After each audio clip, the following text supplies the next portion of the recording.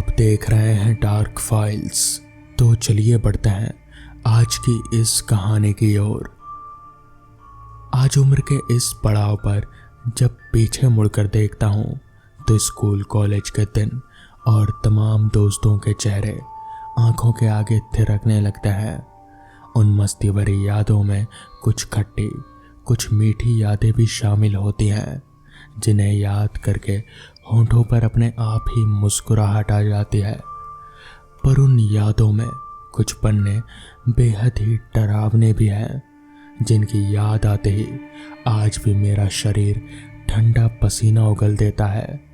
मैं चाह कर भी कभी डर के उस खौफनाक हादसे को भूल नहीं पाया, और वो हादसा आज भी कहीं अंदर छिप कर ही बैठा है। आज मैं 22 साल पहले जब मुझे आईटी की कंपटीशन क्रैक करने बहुत अच्छी रैंक के साथ एक अति सम्मानित इंजीनियरिंग कॉलेज में प्रवेश मिला, तो मैं फूले ना समाया, क्योंकि इस कॉलेज में एडमिशन लेना ही मेरा एकमात्र सपना था जो पूरा हो गया। मुझे लगता कि जैसे मैंने बादलों का एक सुनहरा टुकड़ा अपनी मुट्ठी में पकड़ लिया है। सबने बहुत बधाइयाँ दी, अखबार में फ़ोटो छपी और मुझे लगने लगा कि मैं कोई बहुत ही फेमस आदमी हूँ। पर सच्चाई इन सब से कोसों दूर होती है, और उसका एहसास हमेशा भुगतने के बाद ही होता है। मेरे साथ भी ऐसा ही हुआ। पापा काउंसिल में मेरे साथ आए और काउंसिल के बाद मेरा हॉस्टल भी देखने गए। हॉस्टल बहुत अच्छा था और हर कमरे में 2 छात्र रहने की व्यवस्था थी, पर अभी रूम किसी को अलाउड नहीं हुआ था, इसलिए पता नहीं चल पाया कि मुझे कौन सा रूम मिला है और मेरे साथ दूसरा कौन रहने वाला है। पापा ने कॉलेज का मेस देखा और ज़रूरत का सामान खरीद कर देने के बाद वापस चले गए। पापा को ट्रेन पर बैठाने के बाद मैं वापस हॉस्टल आ गया और बाकी साथियों के साथ एक बेंच पर बैठ गया। सामान भी अपने पास ही रख लिया और एक मैगजीन निकाल कर पढ़ने लगा। तभी पास से सीनियर्स का एक ग्रुप गुजरा, जो मुझे पढ़ते देखकर वो लोग हंसने लगे। उनमें से किसी ने कहा, ये तो टॉपर लगता है भाई, देखो कितना दिल लगाकर नीतू सिंह को देख रहा है। अबे नजर लगाएगा क्या नीतू सिंह को? ऋषि कपूर उल्टा लटका कर मारेगा साले। मुझे बहुत बुरा लगा। मैं दिल मिलाकर खड़ा हो गया और बोला, ये क्या बदतमीजी है? ये कौन सी लैंग्वेज में बात करने लगे आप लोग? मैं गुस्से में बोला तो एक लड़का सामने आकर बोला, बदतमीजी तो अभी कहाँ दिखाई है मेरे लाल, अभी तो सिर्फ तूने किताब के टाइटल को देखा है, किताब कहाँ पढ़ा है तूने? तभी कुछ लड़के आगे आ गए और एक ने मेरे कान में फुसफुसा कर कहा, ये सीनियर्स है, इनके मुंह मत लग, वरना रैगिंग में परेशान कर डालेंगे ये लोग। चल सॉरी बोल और मामला ख़त्म कर। पर मैंने सॉरी नहीं बोला। मुझे चुप देखकर वो लड़का हाथ जोड़कर बोला, गलती हो गई सर, अब नहीं होगा, ये नया है ना इसलिए पहचान नहीं पाया आपको। जिसके बाद वो लोग आगे चले गए तो वो लड़का बोला, भाई मैं नीलेश हूँ, नीलेश रजौरिया। मैं काउंसिल के लिए परसों ही आ गया था और अब तक यहाँ के तौर तरीके जानने में लगा हूँ। मैंने भी हाथ आगे बढ़ाया और कहा, मैं संजय रस्तोगी इलाहाबाद से आया हूँ, और नीलेश से गले मिला। यहीं से मेरी और नीलेश की दोस्ती की शुरुआत हुई, जो अभी तक कायम है। हमें कमरे अलॉट होने लगे थे, पर हर किसी की मांग को इग्नोर किया जा रहा था। खैर, मुझे हॉस्टल के 3रे माले पर 13 नंबर रूम मिला और नीलेश को उसी माले पर 4 नंबर रूम मिला। हम अपना सामान लेकर अपने अपने कमरों में आ गए। अभी मेरे साथ दूसरा कौन रहने वाला है ये पता नहीं चल पाया था। मैं अपना सामान जमाने लगा। खाने पीने का टाइम फिक्स था और रात के खाने का टाइम हो गया, तो मैं नीलेश के रूम में चला गया और हम दोनों खाना खाने मेस में चले गए। खाना अच्छा बना था और मुझे भूख भी लगी थी। सो मैंने भरपेट खाना खाया और अपने कमरे में सोने चला गया। थोड़ी ही देर में मुझे गहरी नींद आ गई, पर रात के 2 बजे कमरे में आती अजीब सी आवाज़ से मेरी नींद टूट गई और मैं उठ बैठा। हॉस्टल के पीछे ही रेलवे लाइन थी और उसी समय एक ट्रेन धकधकाती हुई निकल रही थी और उसकी आवाज़ और सीटी ने रही सही कसर पूरी कर दी। ट्रेन निकल जाने के बाद मुझे फिर से आवाज़ें सुनाई देने लगी, जैसे कोई सिसक सिसक कर रो रहा हो और धीरे धीरे कुछ बड़बड़ा भी रहा हो। यह आवाज़ किसी महिला की है या पुरुष की, ये मैं बहुत कोशिश करने के बाद भी नहीं जान सका। उसी समय लाइट चली गई और पंखा भी बंद हो गया। कमरे में घुप अंधेरा छा गया और तभी किसी लड़की की खिलखिलाकर हंसने की आवाज़ सुनाई दी और मुझे लगा कि मेरी लकड़ी के अलमारी के पास कोई सफ़ेद कपड़ों में खड़ा है। मैंने बड़ी हिम्मत करके खुद पर काबू पाते हुए पूछा, कौन है? बदले में फिर वही खिलखिलाती हुई हंसी की आवाज़ सुनाई दी और किसी के दौड़कर बाहर निकल जाने का भी ऐसा आभास हुआ, पर दरवाज़ा खुलने की आवाज़ नहीं हुई। तो मैं इसे अपने भ्रम समझकर वापस लेट गया और सोने की कोशिश करने लगा। थोड़ी देर बाद ही मुझे बाथरूम में नलके से पानी के गिरने की आवाज़ आई। लाइट अभी तक नहीं आई थी, पर नल बंद करना ज़रूरी था। सो मैं मोबाइल की रोशनी में बाथरूम तक पहुंचा तो देखा वॉश बेसिन का नल खुला हुआ था और उसी से पानी गिर रहा था। मैंने नल बंद किया और आकर बिस्तर पर बैठ गया। करीब 5 मिनट बाद फिर से पानी गिरने जैसी आवाज़ आने लगी तो मैं फिर खींचता हुआ उठा और नल बंद करने बाथरूम में पहुंचा तो डर के मारे मेरे रोंगटे खड़े हो गए।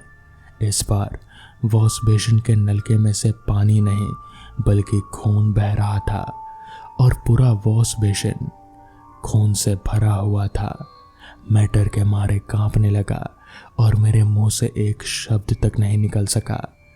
अचानक नल का अपने आप ही बंद हो गया और वॉश बेसिन में भरा खून अपने आप ही कहीं गायब सा हो गया या फिर बह गया, मैं देख नहीं पाया। मैं आकर निढाल सा बिस्तर पर गिर पड़ा और लंबी लंबी सांसें लेने लगा। तभी फिर किसी के सिसकियों की आवाज़ें आने लगी। डर की वजह से मुझे लगा कि मेरा सारा बदन सुन्न पड़ गया है और बोलने की शक्ति भी चली गई है। अचानक लाइट आ गई और पंखा चलने लगा। मैं बल्ब जलाने के लिए बिजली का स्विच ऑन करने उठने ही वाला था कि तभी चलते हुए पंखे से कुछ भरभरा कर मुझ पर गिरा। मैं डर से चीख पड़ा और तभी मुझे फिर से खिलखिलाकर हंसने की आवाज़ सुनाई देने लगी। मैं जहाँ था वहीं नर्वस सा होकर बैठ गया और मैंने मोबाइल की रोशनी में देखा कि मुझ पर पंखे से कुछ अजीब सी चीज़ें गिरी थी, जिनमें कबूतर के पंख, दीवार के उखड़े हुए प्लास्टर के टुकड़े, कुछ छोटे छोटे पत्थर और मरे हुए 3-4 चमगादड़ थे। मैं उछलकर खड़ा हो गया और दौड़कर लाइट जलाई तो देखा पूरा बिस्तर इन्हीं चीज़ों से भरा था। मैंने चादर खींचकर सारा कचरा नीचे गिराया और बल्ब चलता हुआ छोड़कर बैठ गया। तभी बाहर से किसी ने दरवाज़ा खटखटाया, पर मुझ में हिम्मत नहीं थी दरवाज़ा खोलने की, तो मैं बैठा ही रहा। तभी बाथरूम का फ्लश चलने की आवाज़ आई और उसके 2 मिनट बाद ही मेरे बेड के पास रखी हुई कुर्सी चरमराई। मैंने साफ महसूस किया कि कोई उस कुर्सी पर बैठा है। मैं डर के मारे थर थर काँपने लगा और खिखियाते हुए बड़ी मुश्किल से बोला, कौन हो तुम? मुझे क्यों परेशान कर रहे हो? कौन हो तुम? मेरी आवाज़ में हकलाहट थी और गले में जैसे कांटे चुभ रहे थे। मुझे फिर वही जानलेवा हंसी सुनाई दी जो चंद मिनटों बाद ही रुदन में बदल गई। मेरा नाम संगीता है। एक खनकती हुई आवाज मेरे कानों से टकराई तो मैं बोल उठा, तुम मुझे क्यों परेशान कर रही हो बहन? पर जवाब में वो बड़ी ही डरावनी आवाज में चीख उठी, खबरदार, खामोश हो जाओ। अब एक बार भी तुमने मुझे बहन कहा तो इसी वक्त जान से मार डालूंगी। मैंने हाथ जोड़ते हुए कहा,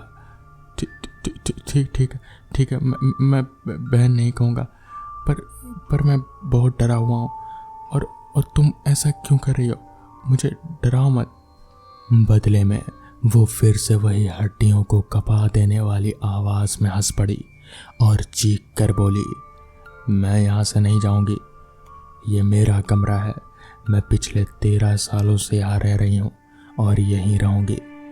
इसी कमरे में उन 4 दरिंदों के आगे मैं रोती रही, गिड़गिड़ाती रही, पर किसी ने मेरी एक नहीं सुनी। उन 4 में से तुम्हारा बड़ा भाई विजय भी था। आगे उसने बताया, मैं और विजय एक ही शहर इलाहाबाद के रहने वाले थे। मैं विजय को भाई मानती थी और विजय भैया कहकर बुलाती थी, पर वो भाई के नाम पर कलंक निकला। अब तुम्हें अपनी जान देकर उस कलंक को मिटाना होगा। तुम इस कमरे से जिंदा बचकर नहीं जा सकते। पर मेरे बड़े भाई की तो मौत हो चुकी है। वो फिर बड़ी कर्कशता के साथ हंसते हुए बोली, मैंने ही मारा है उस अधर्मी को जो मुंह से बहन कहता था, पर उसके दिल में मेरे लिए बस उस समय एक गर्ल्स हॉस्टल हुआ करता था और मुझे यही कमरा मिला था। मेरी रूममेट मधुलिका अपने घर गई हुई थी। ये बात मैंने विजय को बताई थी। उस रात बहुत तेज बारिश हो रही थी। मैंने खाना खाकर सो चुकी थी। अचानक विजय का फ़ोन आया और उसने फ़ोन पर पूछा, क्या तुम्हारे पास बुखार की कोई दवा है? मैंने घबरा कर पूछा कि आपको क्या हुआ? तो उस पापी ने कहा कि मुझे बहुत तेज बुखार है और मैं दवा लेने आ रहा हूँ, तुम दवा निकाल कर रखो। वो अपने 3 दोस्तों को लेकर आया और चौकीदार को चकमा देकर गर्ल्स हॉस्टल में घुस गया और सीधा इस कमरे में आ गया। मुझे उसकी नीयत पर कभी शक नहीं हुआ था, पर वो, और इतना कहने के बाद वो आवाज़ या फिर वो आत्मा जो भी थी, वो गिड़गिड़ाते हुए जैसे रो पड़ी। उसकी आवाज़ में मुझे रुदन साफ नज़र आ रहे थे, मगर मैं डर के मारे थर-थर काँप रहा था और अपने आप को जैसे मरा हुआ ही मान चुका था और ज़ोर ज़ोर से चीखे जा रहा था, बचाओ बचाओ की आवाज़ें निकाल रहा था, पर शायद मेरी सुनने वाला वहाँ कोई नहीं था। तभी अचानक से मेरे कमरे का दरवाज़ा खुला। मैंने पलट कर देखा तो सामने वार्डन खड़ा था। उसे मेरी आवाज़ शायद सुनाई दे दी। मैं जाकर तुरंत उसके पास खड़ा हो गया और पूरी बात बताई। पहले तो वो मेरी बात मानने को तैयार ही नहीं था, मगर फिर मैंने इस कमरे के पीछे की पूरी कहानी उसे बताई तो फिर वो मान गया और मुझे लेकर अपने ऑफिस में गया। मैं पूरी रात उसके ऑफिस में ही बैठा रहा और अगली सुबह मेरा कमरा बदलवा दिया गया और इस तरह से उस रात मेरी जान बच गई, वरना पता नहीं क्या होता। तो दोस्तों, ये थी आज की पहली कहानी। तो चलिए बढ़ते हैं आज की दूसरी कहानी की ओर।